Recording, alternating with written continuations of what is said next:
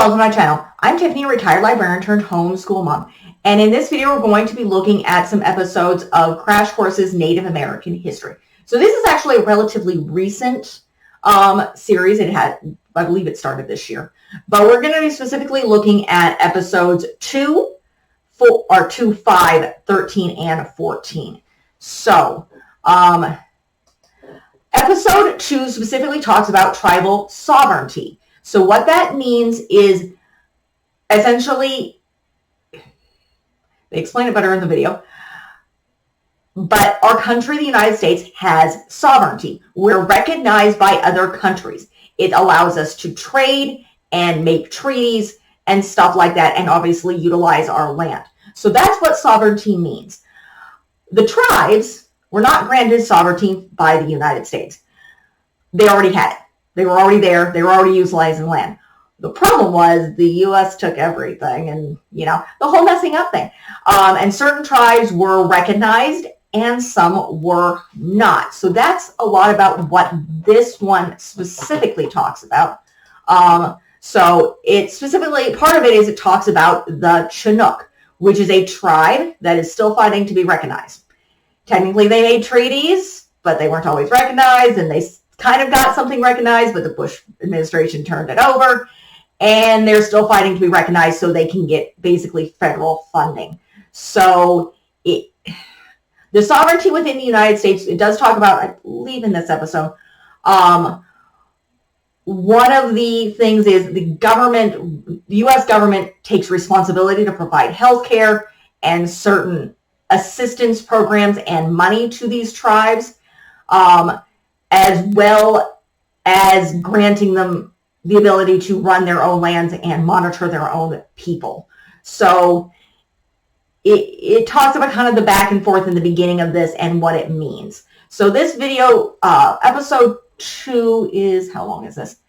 11 minutes, 22 seconds. So then we have, I believe this is episode 5. Let me check. Think of a place that's important to you. Yes, episode 5. Hopefully you didn't hear some of that. But so this is why land matters to Native Americans. Now, I've brought this up in a couple of other videos before. It's how these people lived off the land. The buffalo was important to them. To some of the people, because it was part of their sustenance, as was the camas plant. You can check out a video on, I have already posted a video on that, as well as the berries, the animals, the waters, the salmon, particularly to the people of what we would consider the Pacific Northwest, which include the Chinook, as well as the Nimi Poo or the Nez Perce tribe, the Salish, and a couple of others that are in this area. The salmon, the plants, the berries, the waters, they're part of it. It's in their language. It's part of who they are.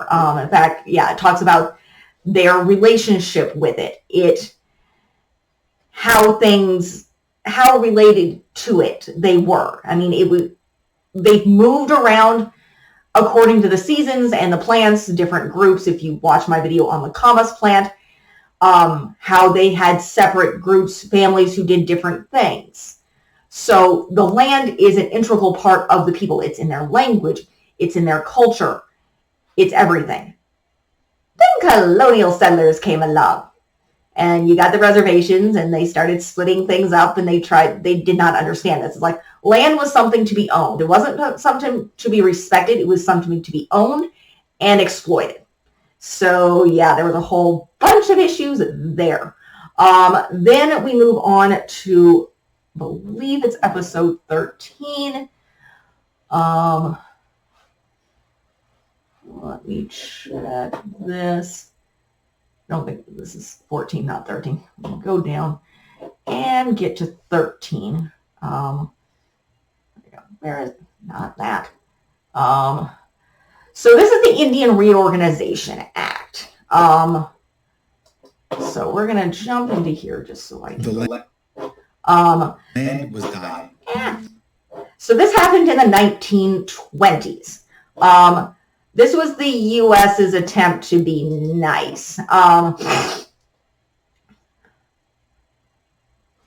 which didn't exactly work very well. But it's also, unfortunately, still the law of the land. So this is how the U.S. government kind of forced a lot of the native tribes to form a government like the U.S. So, and they were given, if they did this, they basically obtain more power. So they can handle, they had to create courts, they had to create a governing structure based on the U.S. And a lot of them have. My husband works for one that does, that's the Pima Maricopa. They have a president, they have all sorts of things, they have a court system, but the tribes didn't actually always work like that. So a lot of them had more communal organizations. It's, you had everybody or a certain members of the group decided upon things, or there was a consensus and everybody had a say, but they had to switch to this organization where it was government. And if they didn't, they lost everything. And so, and in many ways. So they specifically talk about the Ute tribes of Colorado that have eventually brought in, and it does, I believe, talk about the Navajo, which are still arguing about it. So this was in the 1920s. This law has not changed with all its problems and all its issues since the 1920s. So, yeah, it's still the law of the land. And we will eventually go into, I will cover more of the law stuff, so I'll save that for another video. So that's basically what this one is about. This is episode 13. Or is it, where am I? What is this? Yeah, that's episode 13. How long is this? It's about 11 minutes, 45 minutes. 11 minutes, 45 seconds long. And the last one that I'm going to cover in this video is the Termination Act. So this happened in the 1950s. After World War II, the U.S. needed money to pay off war debt. And so they see the land, they see the natives. It's like, oh, we have to pay for them. They're annoying. Let's make them disappear. So essentially what they did was they started pushing the natives to leave the reservation, move to the cities, and slowly shrunk them. So essentially their culture and their traditions disappeared and they didn't exist. And then they sold off the land. And then they weren't recognized as a tribe anymore.